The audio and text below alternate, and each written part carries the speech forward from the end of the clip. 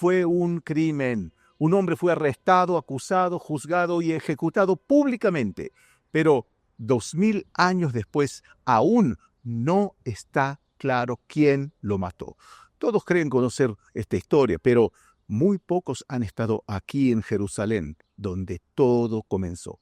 Hoy vamos a recorrer el camino que pudo haber hecho Jesús en sus últimas horas, desde aquí, desde Getsemaní hasta el lugar del juicio, revelando los detalles que los evangelios no nos cuentan y los lugares que casi nadie conoce.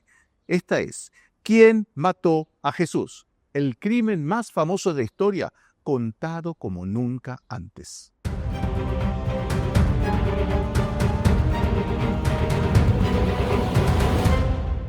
Este lugar silencioso, oculto entre los árboles aquí en el Monte de los Olivos, es la llamada la Gruta de la Agonía. Aquí, según una antigua tradición, Jesús se refugió esa noche. Es realmente poco visitada, pocos la conocen, pero mucho más coherente con la práctica de reunirse en cuevas como hacían sus discípulos. A solo unos pasos de aquí está la tumba tradicional de María y un poquito más allá el Getsemaní que todos conocen con sus olivos milenarios. Aquí Jesús fue arrestado de noche sin testigos y nosotros vamos a entrar juntos para ver esta caverna poco conocida. Detrás de esa puerta se encuentra una cueva natural de casi 200 metros cuadrados que fue utilizada en tiempos de Jesús como prensa de aceite. De hecho, aquí se han encontrado canaletas talladas en la roca y fragmentos de cerámica del siglo I. Es decir, no estamos solo ante una tradición, sino ante un lugar real usado en la época del Segundo Templo. Y según la tradición cristiana, fue aquí donde Jesús oró con angustia la noche de su arresto. Un lugar íntimo, lejos de las multitudes donde se mezclaron el miedo, la entrega y el silencio. A lo largo de los siglos, esta gruta fue transformada en capilla, se hallaron inclusive inscripciones antiguas, restos de mosaicos y testigos mudos de generaciones de fe. Hoy en día, este rincón oculto de Jerusalén nos invita a detenernos, a mirar la piedra y a escuchar lo que el silencio aún susurra.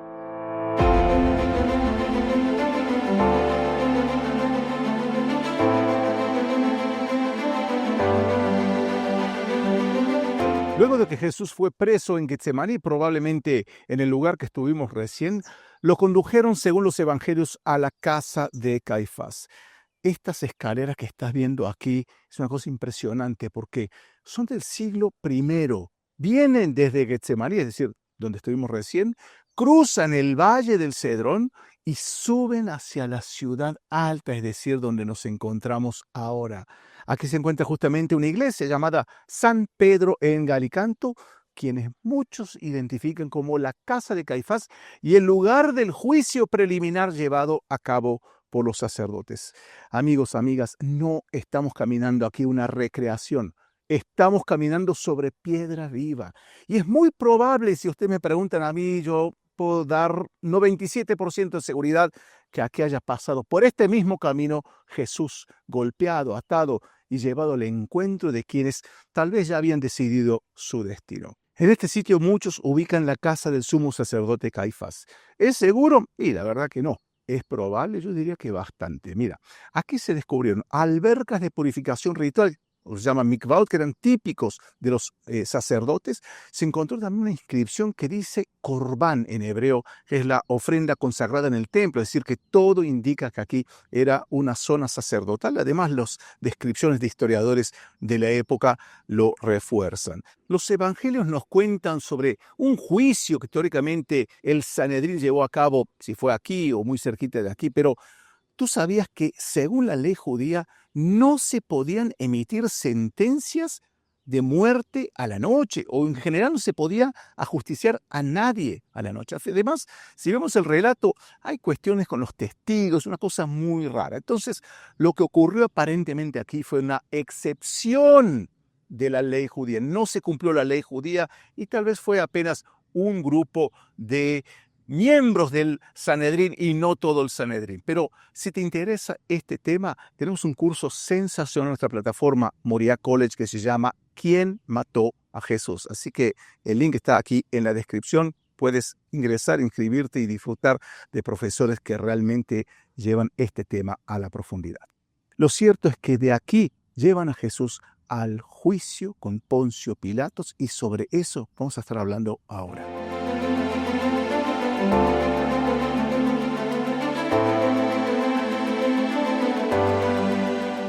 Durante siglos la tradición ubicó el juicio a Jesús en la fortaleza de la Antonia, muy cerquita de aquí, junto al templo de Jerusalén, una fortaleza militar pequeña construida por el rey Herodes. Pero lo interesante es que esta identificación, es decir, de la Antonia, no aparece en los textos antiguos, ni en los primeros siglos del cristianismo. De hecho, no hay ninguna fuente histórica que afirme que Poncio Pilatos usara ese cuartel militar como sede del juicio. Es decir, que es una tradición posterior, medieval, probablemente de la época de los cruzados.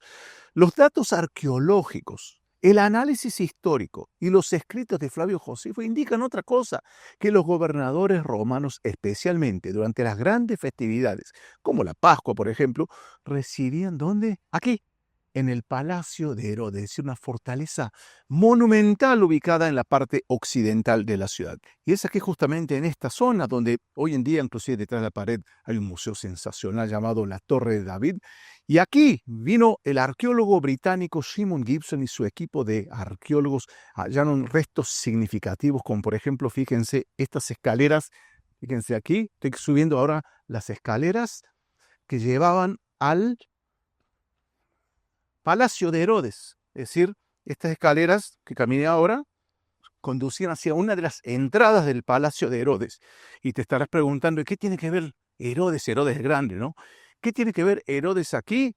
Tiene mucho que ver, porque durante las fiestas judías, los prefectos o los procuradores venían a Jerusalén. ¿Y dónde se hospedaban? Se hospedaban aquí, en el Palacio de Herodes. Y ya vamos a ver cómo todo esto se conecta con un término que se utiliza en los evangelios, que es el pretorio. Hoy en día hay un consenso, diría casi total, de que aquí, estas escaleras que recién caminé, conducían al pretorio donde fue el juicio a Jesús.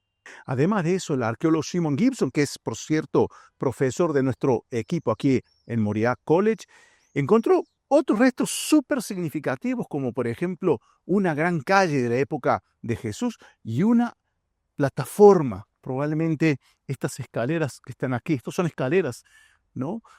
Subían, según la teoría de Gibson, hacia una plataforma. ¿Por qué eso es importante? Porque esto coincide con el Evangelio de Juan, que llama Gábata al empedrado donde Pilato se sentó para dictar su veredicto.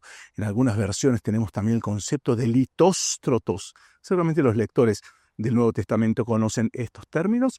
Entonces, resumiendo, la prueba arqueológica es contundente. Aquí recién vimos las escaleras que llevaban hasta este lugar y aquí se sube, ¿no? Más escaleras y aquí hay una puerta. Se encontraron restos de una puerta de la época de Jesús. Es decir, indiscutible prácticamente que aquí era la entrada, una de las entradas, por supuesto, al palacio, y es muy probable, no un 100%, pero es muy probable que aquí, en este lugar, se llevó a cabo el juicio a Jesús. Ahora fíjate qué interesante, ¿no? Y mientras vemos aquí las escaleras que conducían al lugar del juicio, Pilato sabía que Jesús no era un criminal común. Lo interroga, se lo remite a Herodes Antipas, no nos confundamos con Herodes el Grande. Herodes Antipas se burla de él y lo devuelve sin sentencia. Pilato declara 3 veces que no encuentra culpa en él. Pero hay un punto de quiebre. Fíjate bien, Jesús se presenta como rey. Pilato le dice, ¿eres acaso tú el rey de los judíos? Esa frase lo cambia todo. Porque en el mundo romano no había espacio para otro rey fuera de ¿quién? Del César, es decir, del emperador.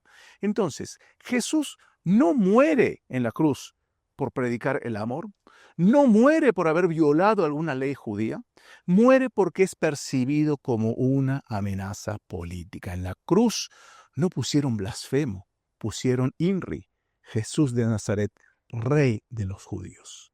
Seguramente me estarás diciendo que si buscamos culpables, Pilato no fue el único.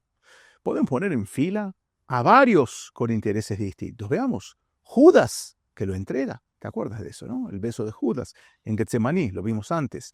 Los líderes del templo que temen perder el control religioso y político.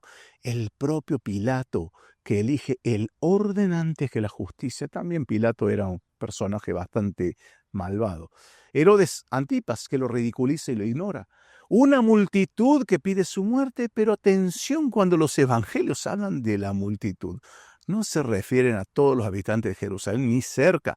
Tal vez algunos cientos de personas, porque simplemente no había lugar para tanta gente aquí en el juicio. Ahora, se trata probablemente de un grupo pequeño, movilizado en la madrugada, influenciado por los sacerdotes. Esa es la teoría más plausible. Ahora, en este tipo de sistemas, el poder real no está en las masas, sino en quienes las manipulan. Entonces, ¿quién mató a Jesús? Más de uno dirá aquí, esta pregunta la verdad no tiene una sola respuesta categórica, pero su historia, sus responsables y sus consecuencias siguen hablándonos 2000 años después. Por eso hemos creado el curso online que se llama justamente ¿Quién mató a Jesús?, donde analizamos textos antiguos, hallazgos arqueológicos, teorías históricas y hasta dimensiones teológicas para tratar de responder la pregunta, ¿quién mató a Jesús? Puedes acceder ahora mismo haciendo clic en el link que está en la descripción de este video. Y si este contenido te ayudó a ver la historia, si se quiere, desde otra perspectiva, entonces suscríbete al canal, que tenemos muchísimo todavía para compartir, y desde Jerusalén seguiremos revelando las grandes historias detrás de la fe.